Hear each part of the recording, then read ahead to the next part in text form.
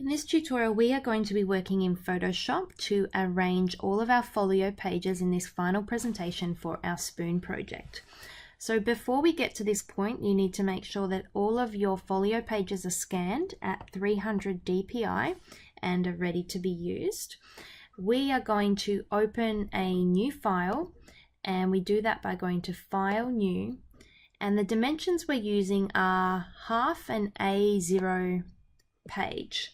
So those dimensions are, the width is 420.5, and sorry, we need to change it to millimeters first, and then our width is 420.5.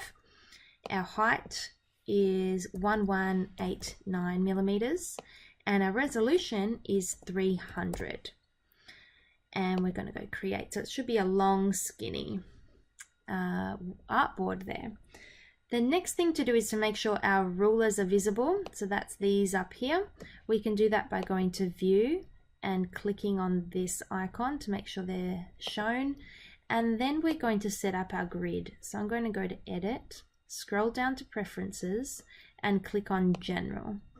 And in this panel, we want to select Grids, Guides, and Slices. What I would like us to do is make sure our grid line is every 1 centimeter and subdivisions 5. So that's going to give us a 1 centimeter grid with 5 subdivisions each section. And I'm going to click OK. And then we want to make that visible. So I'm going to go to View, scroll down to Show, and click on Grid. So this grid in the background is going to help us align all of our artwork in its layout. If you ever want to get rid of it to see the presentation, how it's tracking, you can go to View, Show, and then untick Grid. So like the example over here, we're going to create a box and put our title of our spoon so that they're all the same across our class. So to do that, I'm going to click on the top ruler and drag it down, and the value that I'm looking for is, if I can have a look at the left hand ruler over there, the vertical ruler, I should be at 108 centimeters, my y-axis, and I can release that, and that's going to give me a guideline for when I use this tool here, which is the rectangle tool. I can put that on the edge of my grid, drag it across, and then we should have an icon like this pop up. I can double click on here and select the color that I would like, in this case black, and you'll notice that the rectangle or the layer that I just created with the object is going to come up in my layers panel, which is what we would like, and go over to Type. And in the Type tool, I can click and drag and create a text box. And I'm going to give my spoon a title. So in this instance, and I'm going to use capital letters. Once you've made your type, you can select it and edit the font, the size up here. Something more than 60 points is probably going to be a little bit big, so just make sure that you're aware of the point size. And we can move this with the Move tool. So I just clicked off the Type tool, and I can now move this around my page. So we can place that, and you can see the Type tool is now in my layers as well. If I had this type sitting underneath the rectangle, it's not going to be visible. So it's important of the order of our layers here, that the one that you want sitting on top can be moved in the layers panel. So if you're happy with the position, you can lock this, and I can also lock my rectangle. The next thing to do is to open our images that we would like to use. So we're going to go to File and find the images that were saved by just clicking Open and selecting them. So it's good to have maybe maximum of 4 images open at one time, because you don't have a lot of space at the top menu there. For this initial task, the images I'd like you to open are your marker rendering, your observational drawing and 2 visualization drawing pages. And for now, we can just turn off the grid while we are editing these. So a page that doesn't need much editing would be a visualization page that is set out, and you'd like to use that whole page in your final presentation. So what you need to do in that instance is click on the Move tool, pick up your artwork, and then just simply dump it into the board that you have been working on, and it should appear. So I'm just going to turn off my grid. Now we need to turn this around and maybe resize it. So what's important to remember is, because we are using a 300 dpi file here, and the artwork we've scanned is at 300 dpi, if I was to enlarge this, when I print, it's going to become quite pixelated. And if I was to zoom in, I would see that those images there would become pixelated. So when we put an image into our file, it must not be any larger than its true size, as what we can see here. But it is okay to size it down. So to do that, you'll have an anchor box around your image.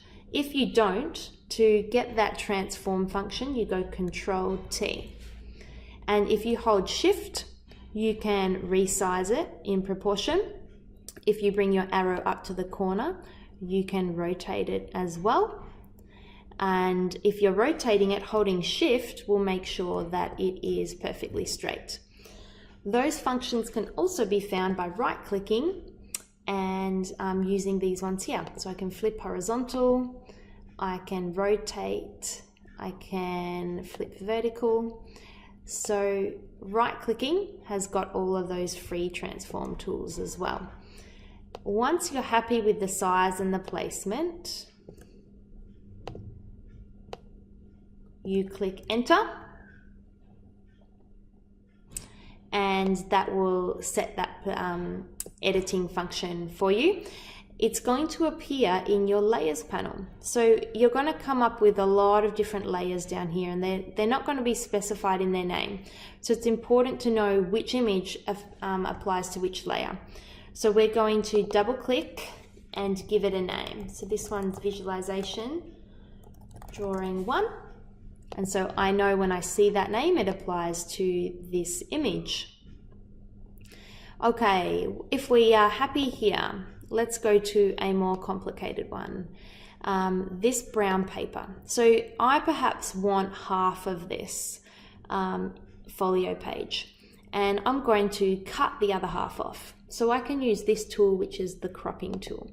So I'm going to click on that one, and you're going to get bounding box icons around the page, and I'm just going to click and I'm going to drag it up to where I want to crop the image. So what's not highlighted is what gets cut off. Scroll, scroll, scroll. That looks good to me. I'm going to press Enter to apply the transformation, and then I'm going to use the Move tool to pick it up and to put it in my Photoshop presentation file.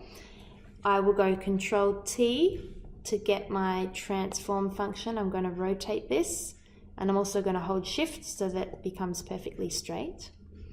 Now I noticed that with this folio page, it's more dominant simply because of the color of the brown paper. So if you would like to make that a feature of your presentation, you could make it big, or you could have it standing out in front, overlapping the folio pages behind it. If you prefer to have the previous one, we can click the visualization drawing layer and scroll it up and make that one sit on top.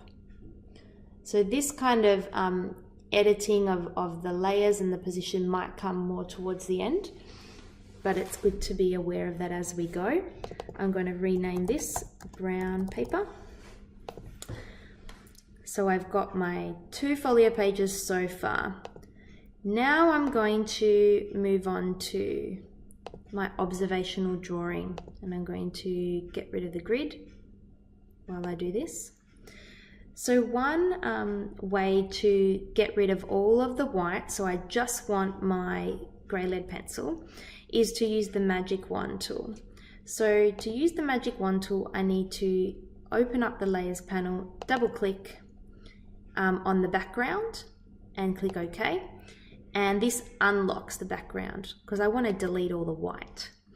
I'm going to hover over the magic wand tool, which is the fourth one down, and I'm going to set my tolerance to something quite low, so anywhere between 5 and 15 is okay, and I'm going to click onto my artboard. So what happens here is it's picking up all of the pixels that are similar to the one that I just clicked, and the one that I just clicked is the white in the background. So it's going to delete everything in this space as well as everything with these little dotted ants around it. I can delete that, and you can see there's my transparent background, and I will go Control D to deselect. If I was to use the move tool and click that up and move it, I've still got this little wording at the bottom, which I probably want to get rid of. So I will use the eraser tool, and I can change the size of the eraser up here, and I am going to go over the wording there just to delete that. So if you've got any flecks around, you can use the eraser tool to clean it up. So I'm going to pick that up and put that into my presentation file. I'm going to, this one is a beautiful rendering, so I'd like to leave it quite big. So as you work through this process, you're going to decide what's going to be the feature of my presentation, and we're talking about how big our artwork is and their position, and that's going to create some hierarchy in our presentation board. So if I look at this final presentation, I can see a beautiful design process starting with my observational drawing down to visualization. I've got some scamper, so I'm kind of refining my design. I come and bring in the technical drawing, and then I've got some Illustrator rendering as well. So it's good to show the whole design process and make sure that some images are bigger than others. So this one, obviously the final at the bottom, is going to be the one that's going to be standing out and is quite big. So once I've placed that, I'm happy with the size of it, so I'm going to leave it there. And then the final one we're going to do in this tutorial is our marker rendering example. Now, if I could use my magic wand here, but what's tricky with this, it does cut into my illustration just here. So if I delete this, I'm deleting quite a lot of my artwork. And I need to make sure I double click to unlock the background before I do that, otherwise it won't work. So I've lost some of my artwork. So instead, we're going to use the pen tool. So I'm going to click on the pen tool just here, and just like in Illustrator, I am going to outline the artwork that I want to keep. So I'm going to go click all of my anchor points. These ones at the moment are all straight. There's no curves yet. If I hold Shift while I click, it's going to get a perfectly straight line. When I come up to the spoon head, this is when I'm going to curve. So I'm going to click, hold and drag, and I'm going to get these little handles that are going to help me curve my pen tool, just like in Illustrator. So I will go ahead and curve that. If I've got a handle that isn't where I need it to be, I just hover over it and hold the Alt key and bring it way closer to the original anchor point. So I don't want it out here, I want it nice and close. And I can continue doing that. So I can get into, there's like a little angle there that I can really show off by doing this.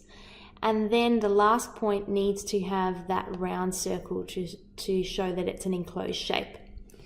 So once I've outlined my design, I'm going to go to the Paths panel, this one just here.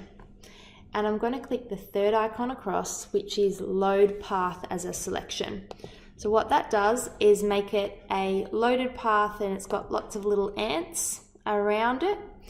what I would like to do, if I deleted that, I'd delete everything inside what I just selected, but I actually want to delete everything around it. So I'm going to go up to select and I'm going to go inverse, and that selects all the white, which I can now delete. I press Ctrl D to deselect. I can take my image as it is into my presentation folder, or I can click the magic wand and then I can select the white spaces in between my yellow cutouts. And it's just selecting that band, so it's a little bit more restricted now. So I'm going to click delete, Ctrl D to deselect, delete that, Ctrl D to deselect. Then I'm going to click the move tool and move it into my final presentation file. So this one, it might be something that you want to enlarge, but remember, you cannot make this any bigger than the original size. So there's no good for me to make this much bigger, because when I print it, it will become pixelated. So I'm going to position that there and press enter. If throughout this process you ever do a mistake, you can press Ctrl Z to go back, or you've got this history function. So when I click on that, this has got all of the options that I have already made. So I can click back to move, I can click drag layer, and so this is taking me back in time. And then I can also redo options as well.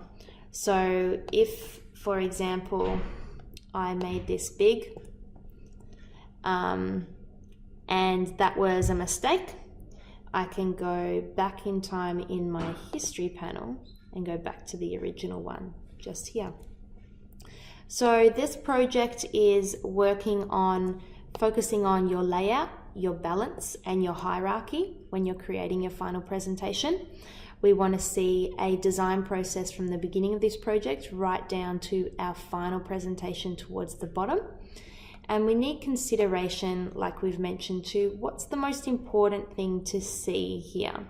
How have we utilized scale, the size of our images, the hierarchy, and also making our final presentation nice and balanced.